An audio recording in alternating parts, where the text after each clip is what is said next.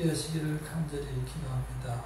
아멘. 하나님께서는 우리가 세상에 나오기 전에 우리를 아셨고 세상에 나왔을 때 우리를 하나님의 자녀로 불러주셨습니다. 남달리 아버지라 부를 수 있는 은혜를 허락해 주셨습니다. 문제는 우리가 세상에 살아가면서 아버지의 생각과는 달리 세상 사람이 되고 말았다는 것입니다. 그래서 세상에서 살아가는 것이 진리인 것으로 생각하고 잘 적응하는 것이 하나님의 뜻이라고 생각하며 이 세상을 살아오면서 전혀 세상과 구별되지 못한 삶을 살 수밖에 없었다는 것입니다. 그래서 우리의 꿈도 역시 세상에서 어려움 없이 살아가는 것이 가장 큰 소망이 되었고 하나님을 기다리지 못하고 은혜로 나아가는 것을 불편하게 생각하는 신앙생활이 되고 말았습니다. 주변 환경에 물질 문명이 발달할수록 우리는 더욱더 하나님으로부터 멀어지게 되었습니다. 물질 문명은 사람들로 하여금 이 육신의 삶만을 안락하게 해주고 심지어는 우리의 심령의 상태까지 세상의 물질로 인하여 만족을 누리며 살아가게 만들기 때문입니다. 우리는 이제 이러한 세상 주변 환경의 여건을 잘 분별할 수 있어야 요즘 사람들은 생각하기를 싫어합니다. 그저 닥치는 대로 생각하고 닥치는 대로 느끼고 만지고 보고 들은 것으로 만족하고 그것이 모두로 생각하고 확실한 것으로 생각하며 인증샷을 날리고 그러면 끝입니다. 더 이상은 생각하기를 싫어합니다. 죽음의 문제도 마찬가지입니다. 누구나 예외 없는 문제임에도 불구하고 이러한 것이 죽음이 있는 것도 알면서 일부러 생각하기 싫어합니다. 왜냐하면 그걸 생각하면 내가 지금 누리고 있는 이 기쁨과 안락함이 재미가 없어지기 때문입니다. 그렇다고 해서 죽음이 오지 않는 것도 아니고 나이가 많이 먹는다고 빨리 죽는 것도 아니고 나이가 적게 먹는다고 해서 늦게 죽는 것도 아닙니다. 오는 시간은 달라도 가는 시간 역시 예정할 수 없는 시간에 세상과 작별하고 마는 것입니다.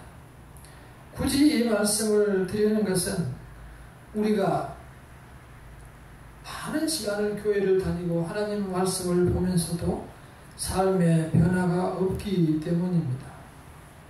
인생이 정말 말 그대로 한 방에 훅 가는 경우가 정말 많다는 것입니다. 그 사실을 생각하는 사람만이 진정으로 하나님을 생각하게 되는 것입니다. 죽음의 문제를 생각하지 않으면 하나님을 생각하지 못합니다. 틀림없이 세상 사람이 되고 마는 것입니다. 우리는 그 문제를 먼저 해결했을 때 세상에서 평안을 누리고 소망을 가지고 살아갈 수 있게 되는 것입니다. 오늘 본문 말씀 중에 인간이 얼마나 자기 자신의 욕심대로 끌려 살아가는지 그리고 우리는 어떻게 해야만 기쁨으로 이 세상을 살아갈 수 있는지 생각해 보도록 하겠습니다. 함께 1절을 읽어보겠습니다. 18장 1절 시작. 우리에게서 스스로 갈라지는 자는 자기 소욕을 따르는 자라 온갖 참 지혜를 배척하느니라. 하나님의 백성들은 하나님을 중심으로 해서 정말 화목한 가정처럼 살아가기를 원하셨습니다. 그게 당초에 하나님의 뜻이었습니다. 그래서 아무런 거리낌과 죄악도 없는 세상에서 살기를 원하셨던 겁니다. 그러나 하나님이 만들어 놓은 이 인간들은 자유의지를 줘서 심지어는 죄까지 선택하며 살아가게 되었습니다. 그래서 아담의 범죄 후에 모든 사람은 훨씬 더 심한 죄로 살아가면서도 내 자신이 죄인이라는 사실을 깨닫지조차도 못합니다. 더욱이 요즘 보면 형제관계가, 가족관계가 타인보다 더 강한 죄의 관계로, 타인의 관계로 변한 것을 볼 수 있습니다. 안타깝기 짝이었습니다. 문제는 돈의 문제와 또한 비교의 문제입니다. 그러한 사회적인 기준으로 살아가기 때문에 우리가 그 사회적인 기준의 틀에서 빠져나오지를 못하는 것입니다. 그러한 사회적인 기준과 잣대가 내 자신의 사고방식까지 묶어두기 때문입니다. 하나님께서는 만물을 창조할 때 같은 종 간에도 다 같지 않게 다르게 창조했습니다. 사람이 70억이 있어도 전부 다 다르고 쌍둥이도 조금씩 다른 데가 있는데 어떻게 다 같은 기준으로 평가를 한단 말인가요? 하나님의 그런 계획을 우리가 무시하는 거예요. 하나님께서는 전부 다른 사람, 다른 능력, 다른 기술을 가지고 조화롭게 이 세상을 만들어가며 조화를 누리며 살아갈 수 있도록 창조하셨는데 사람들은 같은 기준으로 잘라서 자기 기준에 맞는 사람을 자기들끼리 좋아하고 그 기준에 맞지 않은 사람들은 버리고 퇴출시키는 그러한 세상을 만들어 보았습니다. 동아리 같은 경우도 같은 취미를 가진 사람들끼리 만났다고 하지만 그 안에 들어가 보면 역시 위아래가 또 있고 그 안에 들어가 보면 또 역시 사람들끼리 알력이 있고 좋은 사람, 싫은 사람으로 다 나누어집니다. 그러한 것들은 결국은 사람을 무시하고 피하고 미워하는 일로 변하고 맙니다. 왜 사람들이 사람들을 그렇게 싫어하고 미워하는 세상으로 되어버렸을까? 그것은 오늘 나오는 대로 모두 갈라져서 자기의 욕망대로 살아가기를 원하기 때문입니다. 사람들은 이미 범죄, 죄인이라고 분명히 했는데 자기 자신이 죄인이 아니라고 생각하기 때문에 자기 자신이 고집을 부리며 자기 마음대로 살아가려고 하는 것입니다. 가장 극단적인 경우가 이단들입니다. 본래 하나님께서는 모든 인간들이 하나님의 말씀 안에서 평안한 세상을 원했으나 사람들은 이렇게 말씀으로부터 갈라져서 스스로 자기의 길을 찾아나가게 되었던 것이죠. 지난주에 이 차를 뒤에 세워놔서 주일 아침에 차를 찾아서 돌아서 나오려고 저쪽으로 가는데 그 주일날 아침에 젊은 사람들이 청소를 하고 있길래 참 주일날인데 좋은 일을 하고 있구나. 그래 보니까 전부 유니폼을 같은 티를 입고 있어서 자세히 보니 어머니의 마음으로 하나님을 사랑합니다. 이렇게 써 있더라고요. 그리고 세계 선교교회 이렇게 써 있어요. 아마 그러니까 어머니 하나님을 믿는 그 교회인 것 같아요. 선한 일 한다고 나와서 하는데 주일날, 안식일날 나와서 청소를 한다고 그러고 있습니다. 젊은 사람들이 열심히 일을 하더라고요. 그러니까 자기들은 이 하나님의 말씀으로 원하는 길로 가기가 싫은 거야. 자기들의 길로 스스로 가서 자기들의 소욕대로 살고 싶은 거야. 그러면 아버지 하나님이 있고 어머니 하나님이 있으면 그렇게 성별로 하나님이 있으면 하나님은 화장실을 어디로 가요? 남자 하나님, 여자 하나님이 있는데 네? 화장실을 어디로 가냐? 금방 생각해보더라도 말이 되지가 않죠. 하나님은 성별이 없는 거죠. 전지전능하시고 무소부지하시는데 장소와 시간을 초월하신 분인데 어떻게 남자와 여자로 구분한다는 말입니까? 지금까지 단 한 사람도 하나님을 본 사람이 없어요. 하나님을 봤다고 하는 사람들은 이단입니다. 그래서 근본 하나님께서는 모든 것을 창조하시되 그들이 다 다른 모습으로 하나님을 중심으로 이 세상에서 기쁘게 살아가기를 원했습니다만 사람들은 다 자기들 뜻대로 살아가기를 원하며 결국은 하나님을 떠나서 세상에서 살아가게 되었습니다.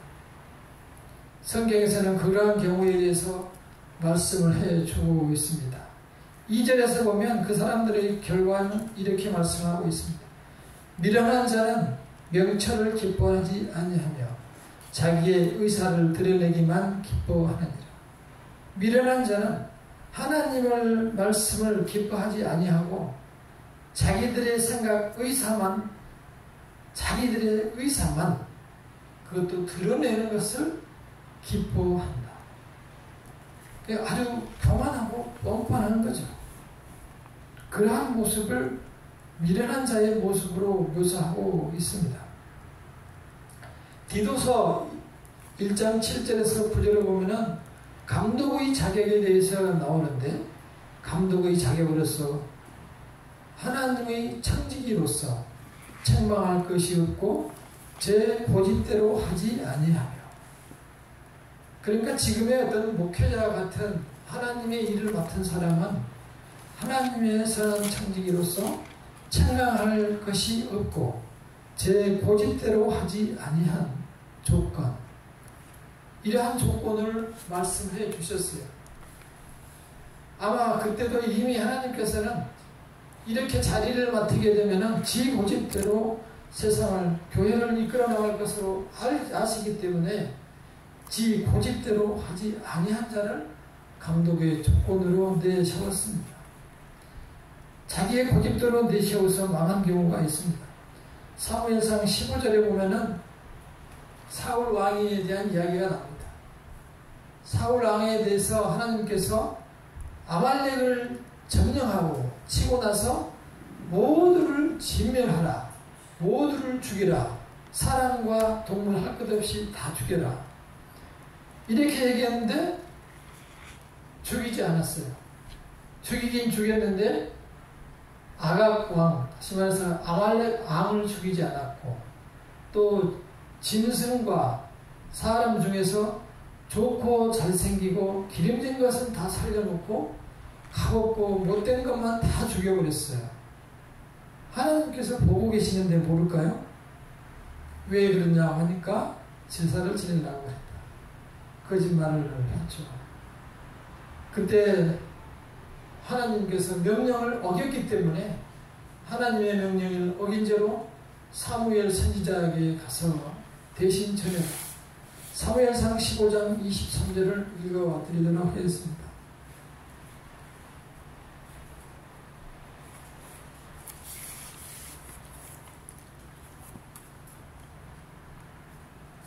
사무엘 15장 22장 22, 23절 사무엘이 이르되 여호와께서 번제와 다른 제사를 그의 목소리를 청정하는 것을 좋아하신 같이 좋아하시겠나이까. 순종이 제사보다 낫고 듣는 것이 순양의 기름보다 나으니 이는 거역하는 것은 점치는 죄와 같고 완고한 것은 사신 우상에게 절하는 죄와 같음이라. 왕이 여호와의 말씀을 버렸으므로 여호와께서도 왕을 버려 왕이 되지 못하게 하셨나이다. 이렇게 해서 그것을 명령을 어김으로 인해서 사울 왕은 결국은 왕의 자리를 놓고 죽게 되죠. 단 한 번에 이러한 큰 과오를 본 것은, 물론 한 번은 아니죠. 하나님의 명령을, 약속을 어김으로써 왕에서 쫓겨날 뿐만이 아니고 목숨을 잃게 되었습니다. 하나님께서는 이 사무엘의 말씀대로 제사보다 더 중요한 것은 순종이다. 순종한다는 얘기는 하나님을 자기 마음으로 모신다는 것입니다. 하나님을 형식적으로 제사만 드리면 됐다라고 생각하고 제사에 충실한 사람들은 진정으로 그 마음으로 하나님을 모시지 않는다는 것이죠. 그리고 자기의 생각을 굽히지 않고 완고한 마음을 가진 사람들은 우상에 절하는 죄와 같다라고 엄하게 말씀하고 있습니다. 우리가 하나님의 말씀을 봤을 때는 그 말씀에 대해서 순종하고 그 말씀에 대해서 내 마음을 그 거울에 말씀의 거울에 비춰보며 내 자신을 늘 하나님께 가까이 해야 할 것입니다. 26절에서도 보면은 사무엘이 사울에게 이르되 이는 왕이 여호와의 말씀을 버렸으므로 여호와께서 왕을 버려 이스라엘 왕이 되지 못하게 하셨으니 이렇게 말씀하였습니다. 완고함은 자칫 하나님으로부터 버림받고 사망에 이르게 할 수도 있습니다. 그러한 사실은 그때만 있었던 일이 아니고 지금도 역시 이 세상에서 똑같이 이루어진다는 사실을 기억하시기를 바랍니다. 3절을 다 함께 읽어보겠습니다. 3절 18장 3절 시작. 악한 자가 이를 때 멸시도 하라. 부끄러운 것이 이를 때는 능욕도 함께 오느니라. 마치 세상의 이치도 그렇습니다. 세상의 이치도 이 하나님의 말씀에서 온 것입니다. 창세기 3장 7절에서 8절을 보면은 선악과를 따먹었을 때의 상황이 나옵니다. 창세기 3장 7절에서 보면은 이에 그들이 눈이 밝아져 자기들이 벗은 줄 알고 무화과 나무 잎을 엮고 치마로 삼았더라. 그들이 그날 바람이 불 때 동산에서 거하시는 여호와 하나님의 소리를 듣고 아담과 그의 아내가 여호와 하나님의 낯을 피하여 동산 나무의 사이에 숨은지라. 죄를 범했을 때 부끄러워 수치를 깨닫게 되고 죄를 범했을 때 들어와 숨게 되었습니다. 그 전까지는 같이 옷을 벗고 다녀도 부끄러운지를 몰랐다라고 했습니다. 2장 25절에 보면 아담과 그의 아내 두 사람이 벌거벗었으나 부끄러워하지 아니하니라 이렇게 나와 있습니다. 소위 말해서 죄를 모를 정도로 아주 서로가 순수한 마음으로 살아가는 그러한 세상이었습니다. 그러나 하나님께 도전하고 교만하며 명령을 어긴 결과는 이렇게 가혹함으로 시작되고 자기들은 스스로 수치를 느끼고 나뭇잎으로 옷을 만들어서 입게 된 거죠. 그 무화과나무 잎으로 옷을 만든다고 한들 얼마나 있겠어요? 그게 햇빛이 나서 나면은 그게 말려서 올라갈 것이고 또 금방 찢어져서 망하게 되겠죠. 그런데 놀라운 것은 지금도 어떤 사람들은 에덴 동산에서 다 옷을 벗고 다녔다고 해서 자기 집에서 다 옷을 가족이 받고 사는 사람들이 있다고 하더라고요. 참 신기한 사람들이 있는데 지금은 불가능합니다. 말씀드린 대로 모든 사람들이 태어날 때부터 죄를 가지고 태어나는데 어떻게 죄를 범하기 전에 최초의 아담과 하와처럼 그런 생각을 갖다가 적용시키려고 합니다. 세상 이 말씀을 잘못 이해하고 있기 때문에 그런 사태가 생기는 겁니다. 그때 하나님을 피해서 낯을 피해서 이제 숲으로 숨었을 때 하나님께서 찾아가서 그들에게 가죽옷을 지어서 입혀 주셨습니다. 가죽옷이 비싸고 오래가기 때문이 아니고 왜 가죽옷을 주었을까요? 틀림없이 그 가죽옷은 양의 가죽으로 만든 옷이었을 것입니다. 이 양의 가죽이 무엇인가요? 이스라엘 백성이 애굽 종살이 하다가 출애굽할 때 그들이 죽음에서 피할 수 있는 것은 어린 양의 피였습니다. 어린 양의 피를 각 집의 문설주에 발랐을 때 거기에 죽음이 다 지나갔었습니다. 하나님의 명령으로 그렇게 했었죠. 그래서 어린 양의 피로 구원을 받았던 것입니다. 이제 그 후로 모든 사람이 범죄했다고 로마서 3장 23절에 나와 있습니다. 모든 사람이 범죄하여 하나님의 영광에 이르지 못하더니 모든 사람이 범죄하여 하나님의 영광에 이르지 못하다니 그리스도 예수 안에 있는 속량으로 말미암아 하나님의 은혜로 값없이 의롭다 하심을 얻은 자 되었다. 하나님께서는 우리가 다 죄인이지만 그리스도 안에 있는 속량, 다시 말해서 그리스도의 십자가로 인해서 우리를 죄에서 십자가의 피로 사셨다는 뜻이에요. 예수께서 십자가의 피로 우리를 사오셨기 때문에 십자가에 있는 속량으로 말미암아 은혜로 우리는 아무것도 한 바가 없이 은혜로 하나님의 자녀로 의롭다 하심을 얻은 자가 되었다라고 하였습니다. 우리는 그 길 외에는 다른 살아갈 방법이 없습니다. 다른 소망의 길이 없습니다. 틀림없이 예수께서 하나님의 어린 양이라고 선언을 했습니다. 예수보다도 조금 일찍 오신 세례 요한은 보라 세상 죄를 지고 가는 하나님의 어린 양이로다 라고 예수님에 대해서 선포하셨습니다. 틀림없이 예수께서는 하나님의 어린 양이신 것입니다. 그래서 우리는 그 피에 의지해서 살아가게 되는 것입니다. 8장 12절에 로마서 8장 1절에서 2절을 보면 생명의 법이 죄와 사망의 법에서 우리를 해방시켰다라고 되어 있습니다. 우리는 이렇게 예수 그리스도의 피로 말미암아 사망에서 생명으로 해방된 자라는 사실을 나의 믿음으로 가지시기를 간절히 기도합니다. 아멘. 4절을 함께 읽어보겠습니다. 18장 4절 시작. 명철한 사람의 입의 말은 깊은 물과 같고 지혜의 샘은 솟구쳐 흐르는 은혜와 같으니라. 아멘.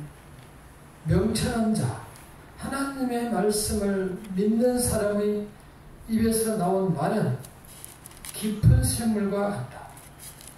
우리 잘 아시겠죠? 어렸을 때 샘은 거의 다 이렇게 표주박을 집어 던져서 이렇게 손으로 끌어올려서 그 물을 마시는 그러한 샘이 많았어요. 저희 시골에는 동네에 그게 하나 있어가지고 수십 명이 썼는데 하도 사람이 많이 오니까 계속 아침에는 물을 파내고 바닥까지 나오는데 정말 그 바닥에 있는 물은 아주 시원하고 정말 달콤한 맛까지 났습니다. 그러나 낮에 사람이 없을 때 그 샘에서 떠오르는 물은 뜨뜻하기도 하고 이끼가 끼어있기도 하고 그런 경우가 많았어요. 하나님의 말씀을 마음에 가지고 살아가는 사람은 이 마음에서 나온 그 말씀이 깊은 샘물처럼 달콤하고 하나님의 말씀이 생명의 말씀이 계속 끊이지 않고 나오는 겁니다. 그 샘물은 우리가 표주박을 던져서 계속 퍼올려도 계속 나옵니다. 왜냐하면 그 샘물 물줄기에 이어져 있기 때문에 심지어는 가뭄이 들어도 계속적으로 그 물이 나오는 거예요.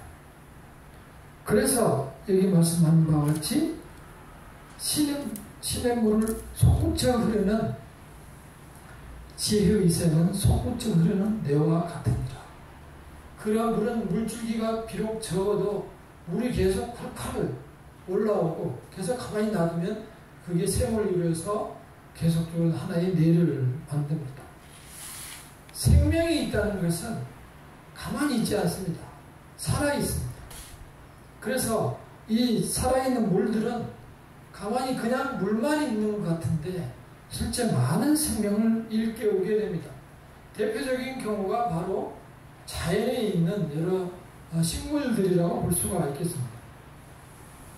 자연에 있는 식물 중에서 특히 봄에 나무를 보면은 그 딱딱한 고목에서 그 부드러운 새싹이 뚫고 나오는 힘은 바로 생명력이 되는 것입니다. 그래서 우리가 시인들은 생명이 용솟음한다라고 표현을 하죠.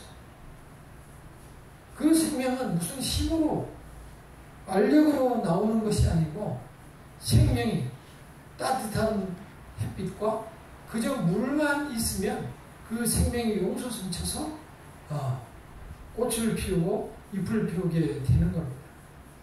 땅에서 올라가는 그런 새싹도 마찬가지입니다. 겨우 내내 걸어다니면서 그 땅을 밟아놨어도 봄이 되면 생명력이 거기서 올라오는 힘을 발휘합니다. 생명의 힘은 무한한 것이고 무궁무진합니다.